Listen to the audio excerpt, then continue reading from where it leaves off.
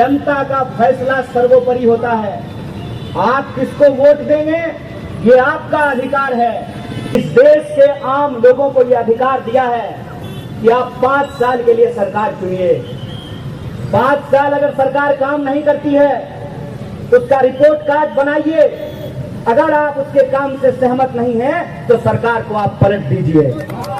जब चुनाव हो रहा है तो चुनाव इस सवाल पे होना चाहिए ना कि जब कोरोना था तो अहमदाबाद के सिविल अस्पताल में लोगों को ऑक्सीजन का सिलेंडर नहीं मिल रहा था। भारत देश में युवा क्रांतिकारी नेता मेहरबानी કરીને भाई वेलकम सर। अमीबेन रावत जी प्रत्याशी है और वो कन्हैया कुमार के जी का स्वागत कर रहे हैं। આપણે બધા બેઉ હાથ ઊંચા કરીને કનૈયા કુમારજીને આવકારીશું। कुमार जी अभिवादन ले रहे हैं घोरवा की जनता का। आपका बहुत बहुत शुक्रिया और हम आपका हार्दिक स्वागत करते हैं। अभी बेसो भाई बच्चे थी जा बता भाई आ बाजू थी बच्चे थी भाई हम मेरी आवाज जहां तक जा रही है नवनाथ महादेव की इस भूमि के सर महाराजा गायकवाड़ जी की इस धरती के आप तमाम आदरणीय बुजुर्गों का, नौजवान दोस्तों का, प्यारे बच्चों का, माताओं बहनों का, किसान मजदूर भाइयों का, मेहनत मजदूरी करके अपने परिवार का भरण पोषण करने वाले आप तमाम मेहनत का आवाम का, दुकानदार भाइयों का, ठेला चलाने वाले, टेम्पो चलाने वाले, नौकरी करने वाले, बिजनेस करने वाले, आप सभी गुजराती भाइयों बहनों का क्रांतिकारी इस्तकबाल करता हूं, आपका हार्दिक अभिनंदन करता हूं। दोस्तों, मैं अपनी बात आपसे साझा करूं उससे पहले मैं इस मंच से मोरबी में जो दर्दनाक हादसा हुआ, जिन लोगों को अपनी जान गंवानी पड़ी, उनके प्रति श्रद्धा सुमन अर्पित करता हूं, उनको श्रद्धांजलि देता हूं। कल कुछ लोगों की जहरीली शराब पीने से मौत हो गई। मैं उनके भी परिवार के प्रति संवेदना व्यक्त करता हूं और श्रद्धांजलि देता हूं। दोस्तों, ये एक बहुत बड़ा सवाल है। गुजरात में शराबबंदी है तो सवाल ये है कि शराब कहां से आ रहा है, इस पर विचार कीजिएगा। लेकिन आप अपने जीवन से जुड़े हुए मसलों पे विचार न कर सकें, इसीलिए गुजरात के चुनाव में मैं देख रहा हूं कि भूख की बात नहीं हो रही है, भावनाओं की बात हो रही है। भावना रखना और भावनाएं होना बहुत अच्छी बात है, लेकिन एक बात कही जाती है, भूखे भजन न होए गोपाला। पेट का सवाल भी एक जरूरी सवाल होता है। और मैं बिहार से आता हूं, इस शहर में भी कई ऐसे लोग हैं जो बिहार और उत्तर प्रदेश से चल करके रोजी रोजगार के लिए इस शहर में रहते हैं और काम करते हैं।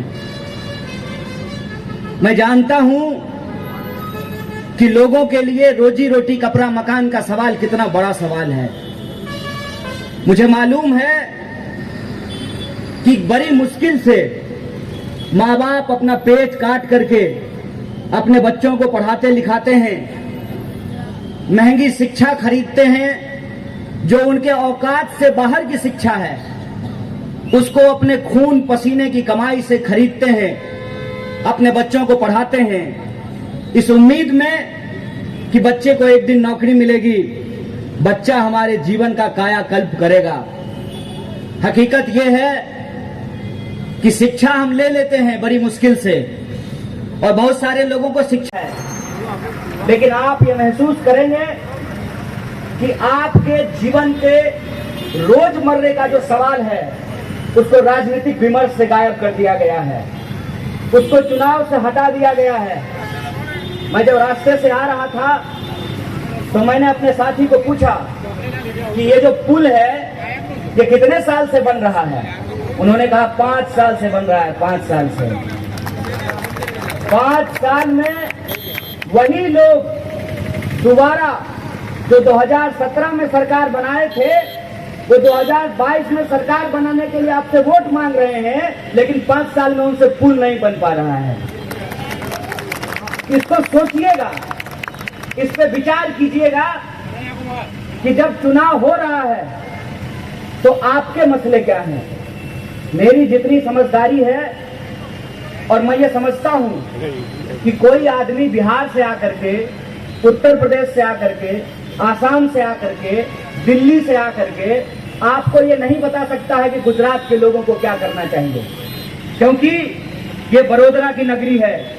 ये वो नगरी है जहां का महाराजा भी जमहूरियत में विश्वास करता था, जहां का महाराजा भी महिलाओं की शिक्षा को आगे बढ़ाने की बात करता था, जहां का महाराजा भी डॉक्टर बाबा साहब भीमराव अंबेडकर को स्कॉलरशिप दिए थे, जहां के महाराजा ने भी एक ऐसा शानदार अंग्रेजी में शिक्षा देनी शुरू की। और मुझे गर्व है कि हमारी प्रत्याशी पढ़ी लिखी हैं, टेक्नोक्रेट हैं, अंग्रेजी शिक्षा लेकर के आए हैं और बड़ोदरा के लोगों के लिए काम करना चाहती हैं। तो मुझे ये औकात नहीं है, ना मेरी ये हैसियत है कि मैं आपको बताऊं कि आपको क्या करना चाहिए, लेकिन कुछ बातें हैं जो मैं आपसे साझा करना चाहता हूं। दिल का कुछ दर्द है जो मैं आपसे साझा करना चाहता हूं। और एक यात्रा चल रही है, भारत जोड़ो यात्रा।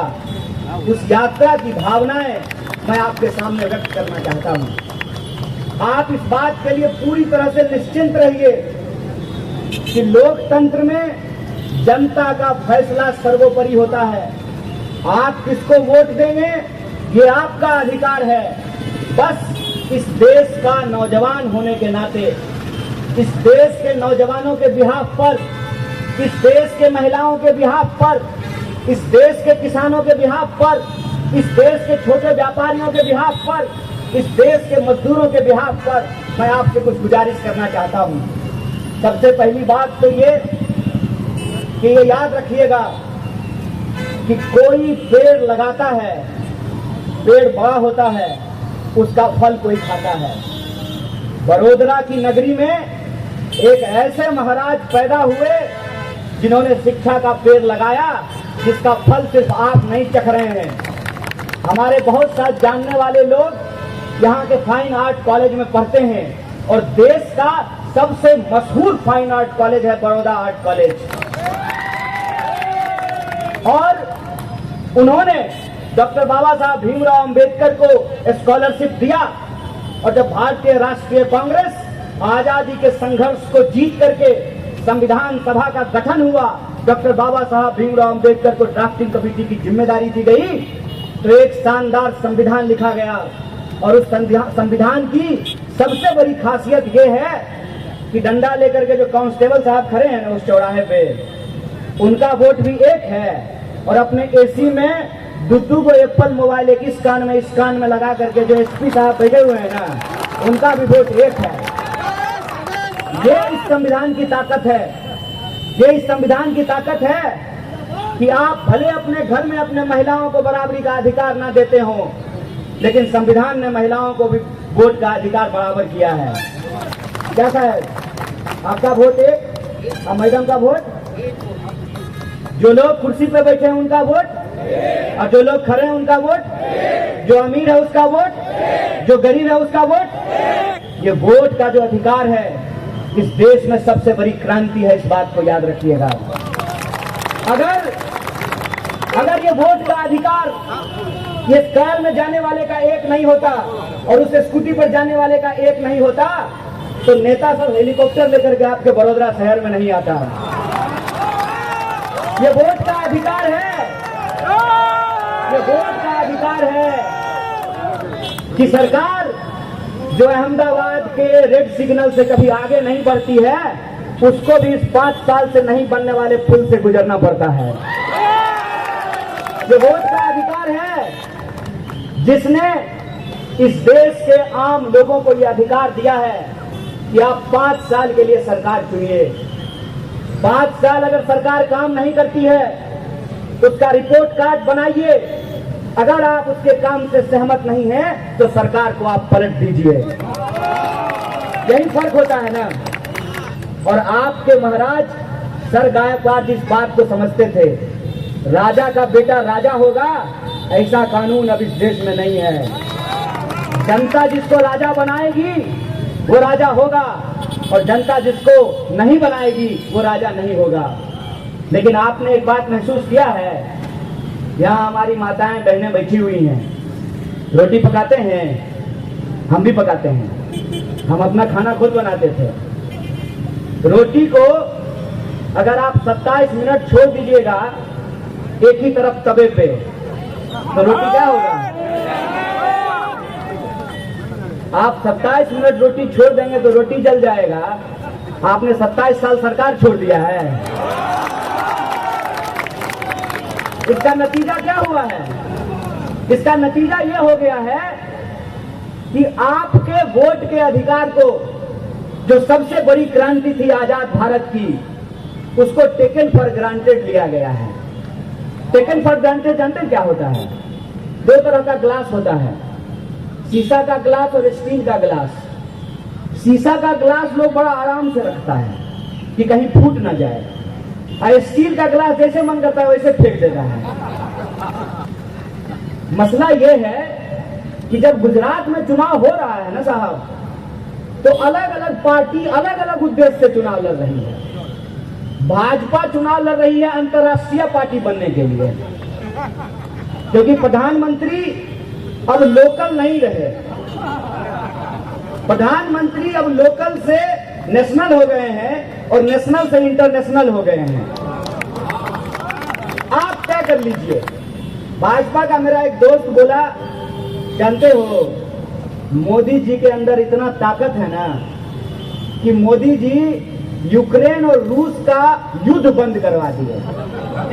हम बोले हमको गर्व है, हमको गर्व है कि हमारे प्रधानमंत्री अब नेशनल नहीं ग्लोबल हो चुके हैं। लेकिन मेरा प्रश्न ये है कि प्रधानमंत्री जी के राज्य में इतना बड़ा हादसा हो गया, घड़ी बनाने वाली कंपनी को पुल बनाने का ठेका दे दिया गया। आप बताइए, आपके दिमाग में कोई प्रॉब्लम है तो आप लीवर के डॉक्टर से इलाज करवाते हैं कि न्यूरोलॉजिस्ट से इलाज करवाते हैं? घड़ी बनाने वाला पुल बनाएगा तो हादसा होगा कि नहीं होगा? जिसको कार नहीं चलाने के लिए आता है उसको आप हवाई जहाज उड़ाने के लिए दे दीजिएगा, एक्सीडेंट होगा कि नहीं होगा? तो इस गुजरात में ना 2 तरह के वोट हैं, इस बात को याद रखिएगा। एक वोट है जो मोरबी में घटना हुई उस घटना को सही ठहराते हैं, और एक वोट है जो मोरबी की घटना में सरकार की लापरवाही ठहराते हैं। आपके सामने भी यही 2 विकल्प है। जो सरकार की लापरवाही को नहीं मानते हैं, एक तरफ वो लोग हैं, उनको आप कितना भी समझा लीजिए वो समझने वाले नहीं हैं। एक कहावत कही जाती है कि सोए को आप जगा सकते हैं और सोने का जो नाटक करता हो उसको आप नहीं जगा सकते हैं। सुबह सुबह स्कूल जाने का टाइम होता है, बड़ी आलस होती है बच्चों की, तो कुछ तो बच्चा जो है 2 बार माँ जब झकझोरती है तो उठ करके तैयार होने लगता है, और कुछ जो है ना ऊं करते रहता है। जो सोने का नाटक कर रहा है उसको आप नहीं जगा सकते, लेकिन जो जागना चाहते हैं उनको इस प्रश्न पे विचार करना पड़ेगा कि अगर 2 तरह के लोगों के बीच में ये संघर्ष है, एक जो हर हाल में सरकार को सही ठहराते हैं। 27 साल हो गया है साहब, 27 साल होने के बावजूद जिनके सपने में आज भी भारतीय राष्ट्रीय कांग्रेस ही आ रहा है, सारे भाजपा के नेताओं का भाषण सुन लीजिए, उनके जुबान से भारतीय राष्ट्रीय कांग्रेस का नाम छूट ही नहीं रहा है। आप सोच करके बताइए, ये नौजवान, कितना उम्र है तुम्हारा? 22। कांग्रेस का सरकार देखे हो गुजरात में? नहीं देखे हो ना। 27 साल से भाजपा का सरकार है ना। एक पूरी की पूरी पीढ़ी गुजरात में ऐसी पैदा हो गई है जो कांग्रेस का सरकार देखी ही नहीं है। उस पीढ़ी को भी देश के गृह मंत्री डरा रहे हैं। और जो कोई डराता हो ना, तो इस बात को हमको समझ लेना चाहिए कि अगर कोई दार्शनिक, कोई साधु, कोई मौलाना, कोई राजनीतिज्ञ आपको अंधेरे का डर दिखाता है ना, तो वो असल में अपनी कंपनी का टॉर्च बेचना चाहता है। हमको, बड़ौदा के लोगों को इस बात का गर्व होना चाहिए कि जब देश में लोग शिक्षा के बारे में सोचते भी नहीं थे, इस देश का इतिहास ऐसा रहा है कि शिक्षा लेने के चलते द्रोणाचार्य ने एकलव्य को तो शिक्षा दिया भी नहीं था, लेकिन बदले में उसका अंगूठा काट लिया था। शिक्षा का महत्व जो राज्य समझता हो, तो शिक्षा इंसान को अंधेरे की तरफ नहीं, प्रकाश की तरफ ले जाता है, ज्ञान की तरफ ले जाता है। आप सोच करके हमको बताइए, 27 साल से भाजपा की सरकार है और भाजपा उसी मुद्दे पे वोट मांगने के लिए तैयार है। ये प्रश्न आपको सोचना चाहिए ना कि जब आप अपना मोटरसाइकिल लेकर के पेट्रोल पंप पे जाते हैं, 100 रुपए लीटर में आप पेट्रोल खरीदते हैं, 10 रुपये यूनिट में जो है आप बिजली खरीदते हैं। हर चीज, शिक्षा से लेकर के, स्वास्थ्य से लेकर के, सड़क से लेकर के, बिजली से लेकर के, पानी तक, हर चीज को आप खरीदते हैं। नई सड़क बनेगी, सड़क बनने से पहले टोल बूथ लग जाता है। सड़क का काम कंप्लीट होने से पहले टोल का वसूली शुरू हो जाता है। हर चीज के लिए हम सरकार को टैक्स दे रहे हैं। बदले में सरकार हमको क्या दे रही है? बदले में सरकार हमको जुमला दे रही है। जब चुनाव हो रहा है तो चुनाव इस सवाल पे होना चाहिए ना कि जब कोरोना था तो अहमदाबाद के सिविल अस्पताल में लोगों को ऑक्सीजन का सिलेंडर नहीं मिल रहा था, लोगों को बेड नहीं मिल रहे थे। जब चुनाव हो रहा है तो इस सवाल पे होना चाहिए ना कि घड़ी बनाने वाली कंपनी को पुल बनाने का ठेका क्यों दिया गया है। सवाल इस पे होना चाहिए ना कि क्यों सरकारी स्कूलों को बंद किया जा रहा है। सवाल इस पे होना चाहिए ना कि गुजरात पुलिस में 2 तरह के फोर्स हैं, एक वो जो परमानेंट है, एक वो जिनको ठेके पे बहाल किया गया है।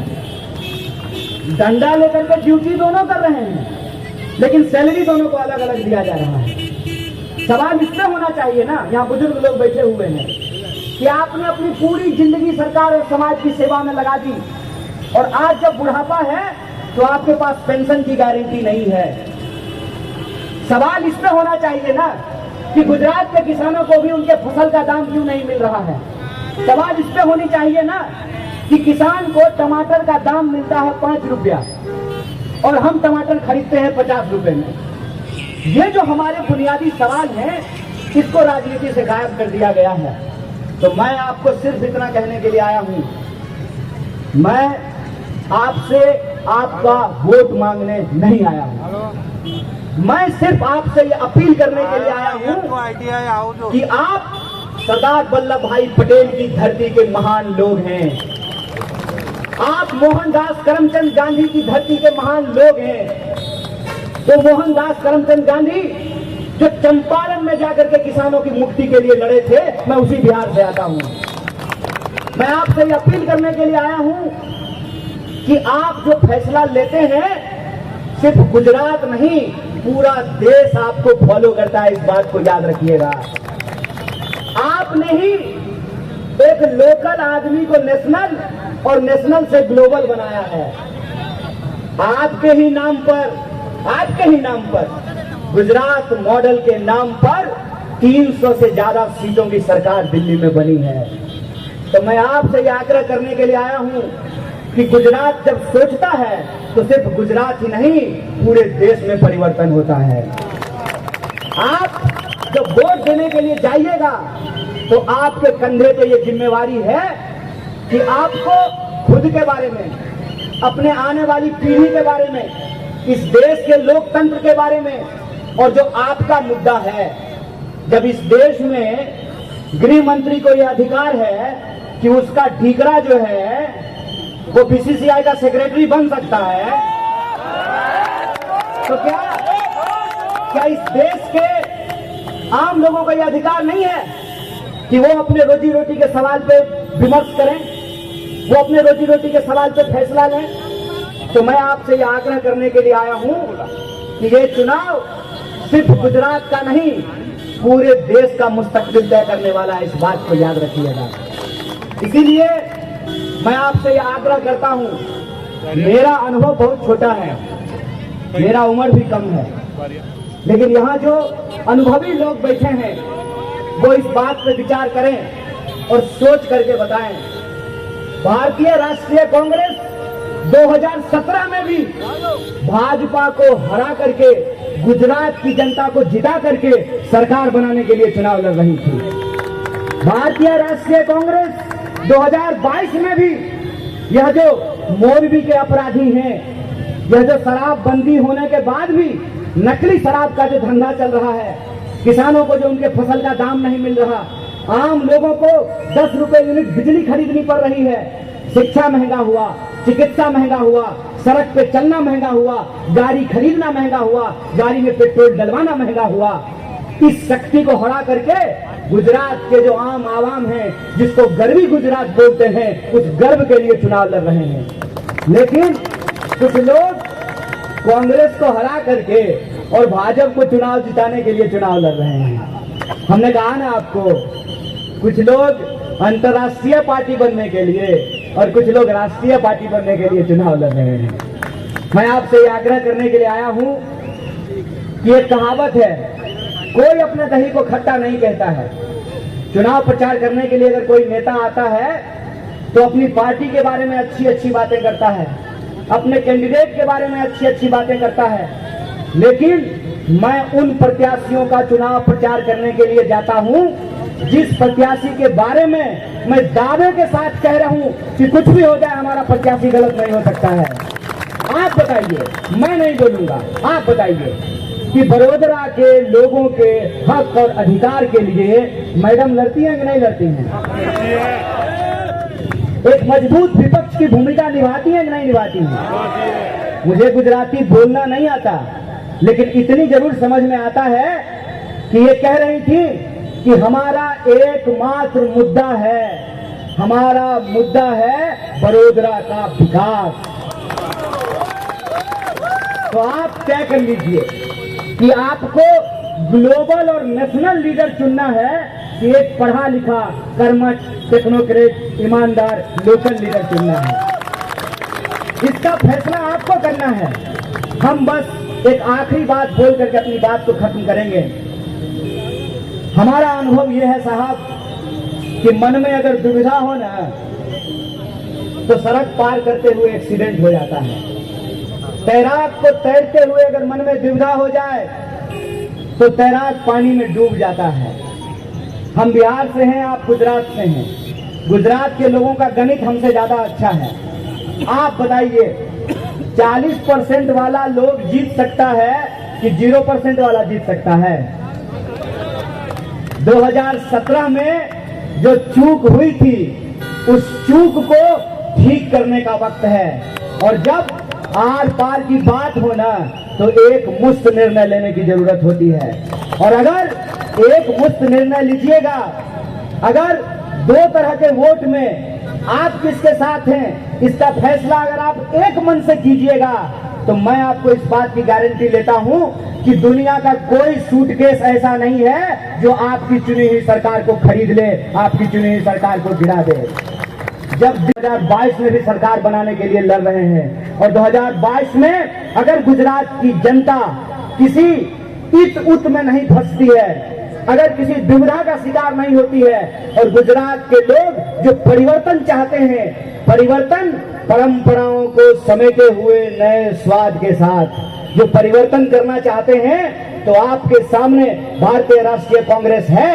और अगर आपका आशीर्वाद मिलता है तो हमने जो 8 वचन लिया है कि 4 लाख मुआवजा मिलेगा जो लोग कोरोना पीड़ित हैं, 10 लाख का इलाज मुफ्त होगा, जो मेजर बीमारी है उसका इलाज मुफ्त होगा, 300 यूनिट बिजली फ्री मिलेगी, जो ठेके पे काम करने वाले लोग हैं उसको परमानेंट किया जाएगा, ओल्ड पेंशन स्कीम लागू किया जाएगा, किसानों को उनके फसल का पूरा दाम दिया जाएगा। इन सवालों को हम पूरा करेंगे। इसी आशा और विश्वास के साथ मैं पहली बार बड़ोदरा आया हूं और बड़ोदरा आकर के मुझे इतना सुख का अनुभूति हो रहा है, मुझे ऐसा लग रहा है कि मैं किसी तीर्थ स्थान पे आया हूं, क्योंकि ये वो धरती है जहां से डॉक्टर बाबा साहब भीमराव अम्बेडकर को स्कॉलरशिप दिया गया था। तो एक बार फिर से बड़ोदरा की जनता को नमस्कार करते हुए, नमन करते हुए मैं अपनी बात को खत्म करूंगा। शुक्रिया। जय हिंद, जय गुजरात। इंकलाब, इंकलाब। अमी बहन तुम आगे बढ़ो, हम तुम्हारे साथ हैं। अमी बहन तुम आगे बढ़ो। मैं कन्हैया